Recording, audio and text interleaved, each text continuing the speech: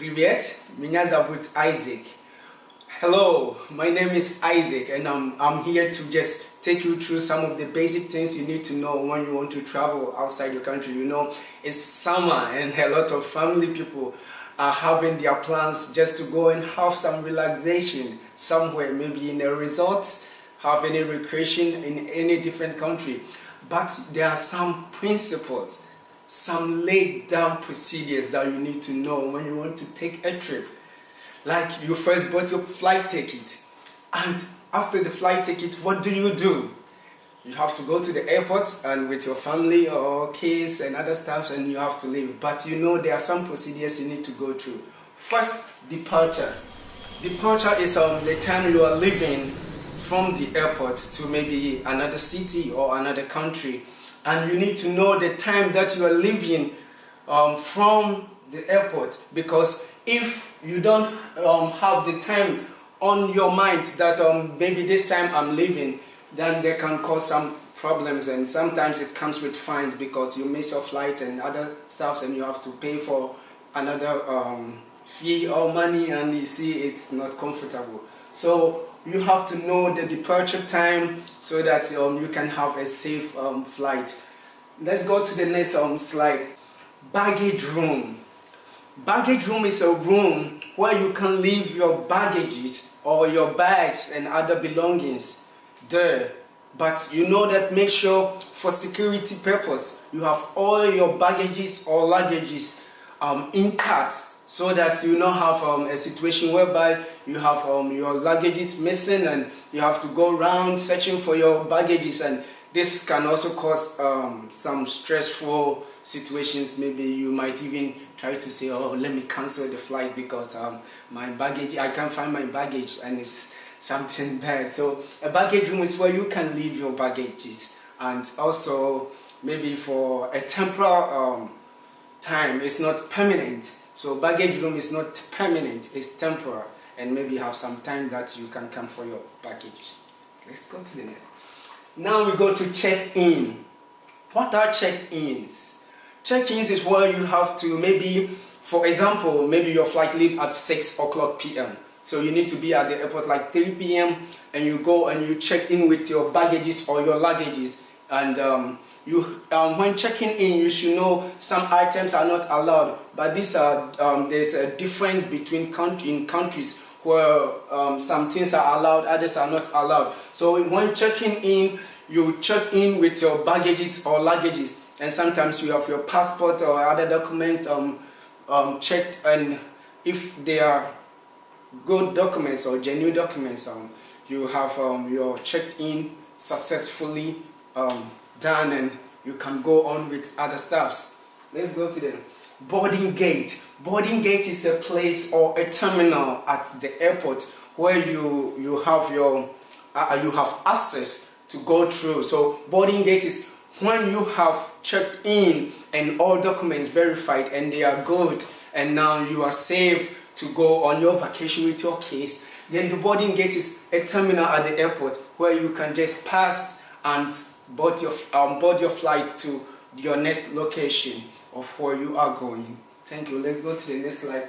Your luggage, as I explained earlier or mentioned earlier, luggages are your bags, your belongings, but make sure you have your laptop, your iPads in your handbag and not in your luggages. There are situations like pilfering, theft. People can just open your bag in their own special way and take your valuable items, and it can be a mess and have serious damages to you, because you see, not damages like physical but financially, because your items has been stolen. So luggages are things you put your bag, your clothes, your stuff, but please make sure you have your laptops, iPads on your handbag and not in your luggages.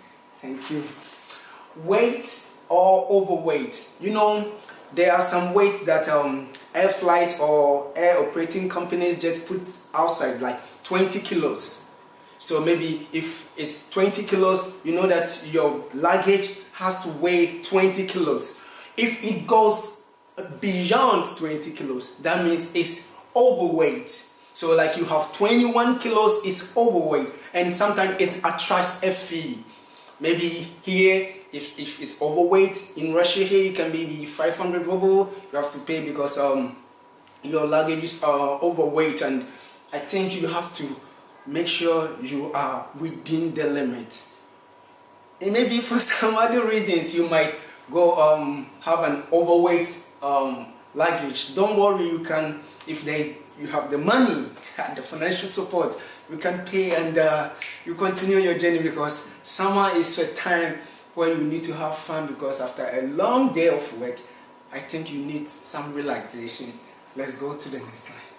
Boarding pass. Boarding pass is when you show your air ticket. They give you a boarding pass, and boarding passes that gives you access to the boarding gate. Your boarding pass gives you access to the boarding gate, because if you have your air ticket and you show to the officials at the airport, they give you boarding pass, and boarding pass gives you access to the boarding gate.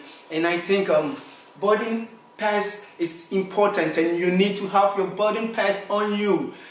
Don't throw your boarding pass away. Let it be on you till you get off the flight. That means you are safe in where you want to go, and boarding pass is what you need at the boarding gate. So the boarding pass gives you access to the boarding gate for you to take your flight to your destination. Yeah. Seat preferences. Other people may say, I need a middle seat. I need the seat maybe closer to the window. You see, some people just want to see the clouds, beautiful sky and other stuff. So the seats can be in the middle, close to the window, so people have preferences, and you can also tell the people offering the service in the flight that maybe I want in the middle, a middle seat or a seat closer to the window. So you can choose any seat preferences. So you see, we have the window seat that's closer to the window, we have the middle seat and the aisle seat. So these are preferences maybe you can opt for when you are in the flight. So filling out arrival card. Arrival card is when you are at your destination. Maybe you are from Russia to US or to Holland or to Germany. At Germany, or when you get down from the flight, and at the checkpoint, you see they will give you some arrival card. An arrival card is when you're filling what time did you arrive maybe in Germany, and you say maybe 1st May. So you fill you write 1st May, and that's your the date you arrived in Germany. And when you are filling your arrival card, you have the date you are going to leave the country. So maybe it's 2 weeks. So you arrived in Germany 1st May, you write 1st May, and when you are leaving to your home, you're back to your country, maybe you say 15th of May, and you have all this filled in your arrival card, and some of your personal information you can fill out in your arrival card. So it's not something tedious work. Just take your time, go through and fill your arrival card, because it's important for you. Arriving is when maybe you fill out your arrival card and you are now go through all the security checkpoints, and now you are allowed to just leave. So you might meet your family or someone you contacted when you were in your country, that meet me at the arrival maybe place or any convenience, and that the person takes you to where you want to go. Pass, customs and immigrations. You know, the immigration people are to make sure that all foreigners arriving in their country have gone through the necessary procedures and have been verified with good documents, or have no illicit or illegal drugs and some stuff that are not allowed. So maybe they might ask for your medical card or other stuff, but it depends. It varies from country to country. So when you're traveling, make sure you know the requirements or what is required of you in the country that you are going to visit. So immigration, pass and customs is where they will just ask you some few questions. What are your purpose of coming here?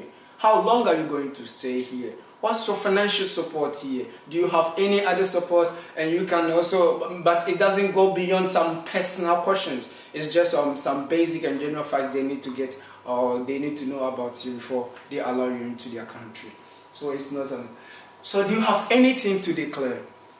This especially comes with money and other stuff, but more important or more pronounced is money. Maybe you have maybe the country has maybe some rules regarding the kind of money you have to have in your pocket. So maybe they say you shouldn't have more than $6,000 on you. So if you have $7,000, that means you have to declare the $7,000 because you've gone beyond the limit. And so if you have anything to declare, you have to also let them know, because you don't have to sneak in, because it can land you into trouble. And maybe there are some, maybe you are on some drugs, like medical drugs. Maybe you have a medical condition and you have to take your drugs with you. So if you have anything to declare, don't panic. Just go through the situations, okay?